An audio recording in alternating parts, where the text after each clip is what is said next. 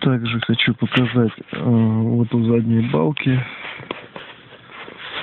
У нас есть два места, где раздаются лишние шумы, которые, в принципе, накаляют обстановку в салоне. То есть вот это вот место, когда открывалась дверь, у меня вот блямкало. То есть я сейчас затянул изолентой, вот до сюда довел, чтобы она меньше лозила. И вот под тросиком вот это вот тоже место. То есть тросик теперь гуляет, но звуков не должно быть. Также пока под машиной нахожусь, тоже проверяю все соединения. Все винтики вот эти вот, блин, тоже откручиваются. И вот эта вот штука начинает ходить непонятно.